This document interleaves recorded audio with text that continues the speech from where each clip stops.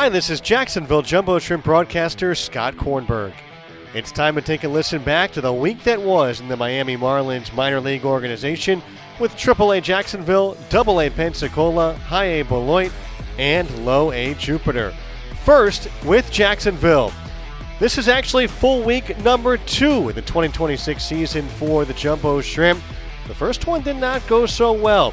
Jacksonville began the season 1-6. It was their worst start to a campaign in recorded club history, which dates back through the 2005 campaign. The Jumbo Shrimp responded pretty well, though, winning 5 games in a row, including 3 nail-biters in Norfolk.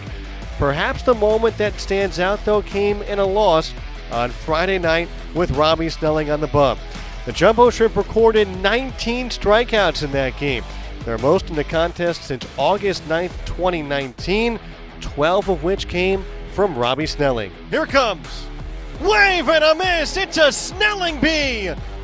12 strikeouts out of 15 outs through 5 shutout frames for Robby Snelling. Joe Mack gives him a huge high five. And how about Snelling tonight? Snelling in that contest finished with 5 shutout innings of 2-hit baseball, those 12 strikeouts. Jacksonville on Sunday wrapping up their series with the Norfolk Tides, Triple-A affiliate of the Baltimore Orioles. If they can win, they would net their first series victory of 2026. Hey everybody, this is Pensacola Blue Wahoos broadcaster Eric Bramer reporting from Biloxi, Mississippi with your first Wahoos update of the 2026 season. After a .500 finish in 2025, hopes were high that the Blue Wahoos would start fast in 2026.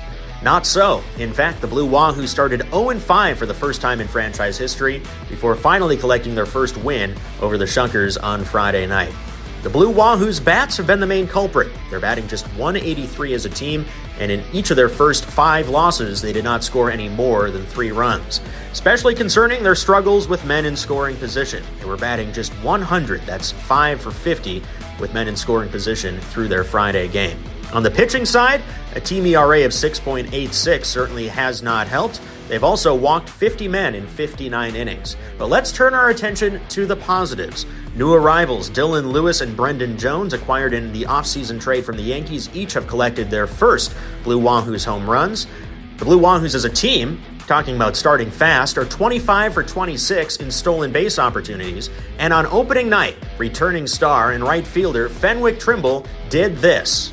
Thrive in this circuit. 2-2, hammered out to right field, sending Trimble back to the warning track, reaching for the wall. He leaps and he caught it.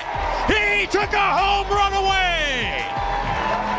On opening night, Fenwick Trimble says, "Welcome back to Pensacola." Here's hoping that the Blue Wahoos, as they return home on Tuesday to face the Knoxville Smokies, the Cubs Double-A affiliate, will have a few more highlights like that. It's certainly a long season, and the Blue Wahoos have the talent on their roster to turn it around quickly. This has been Eric Bramer with your Wahoos Update. This is Ethan Ibe with an update on the Beloit Skycarp, the High-A affiliate of the Miami Marlins. It's been a tough 10 days scheduling-wise to open up the season for the Skycarp, who had 3 games postponed and 1 canceled outright due to inclement weather, leading to the Skycarp playing 2 doubleheaders inside the season's opening week.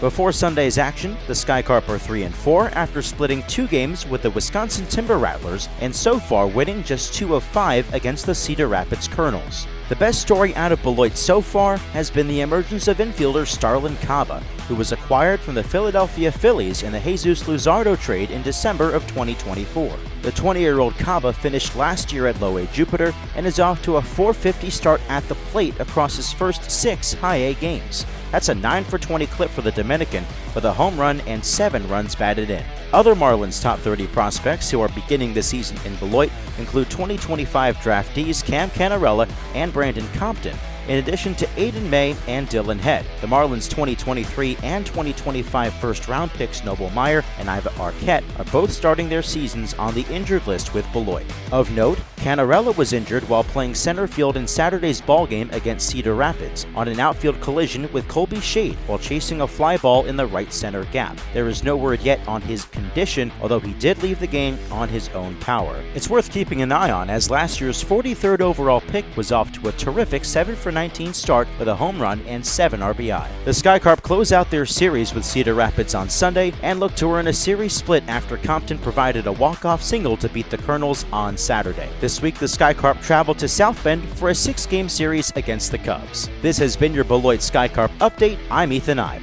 For the Jupiter Hammerheads, I'm Brennan Erlinson. After a series win at Daytona to open the season, the Hammerheads came home and have struggled against the Fort Myers Mighty Muscles. The Hammerheads lost the first 4 games of the series, including 2 shutout losses, but managed to secure their first home win Saturday night to snap the 4-game skid. Marlins top prospect Thomas White tossed 3 2/3 innings on Thursday afternoon. He did suffer the loss with 5 walks, but struck out 6 batters as he makes his way back to Triple-A Jacksonville. PJ Morlando, the former first-round pick, has tallied 5 RBIs to start the year, which leads the club. And Andrew Salas, at 18 years old, nearly hit for the cycle with a 4-for-5 night on Tuesday in what was an extra innings loss for the Hammerheads. Coming into Saturday night, the Jupiter pitching staff led the Florida State League in strikeouts, and the Jupiter offense drew the second most walks in the league. So patience is being executed with this young Shark club as they look to build positive momentum into next series against Palm Beach. For the Jupiter Hammerheads, I'm Brennan Erlinson. Thanks to Eric Bramer, Charlie Hobart, Ethan Ibe, Matt Davis, Brennan Erlinson, and Mickey Doolittle. I'm Scott Kornberg. This has been the Miami Marlins Minor League Report.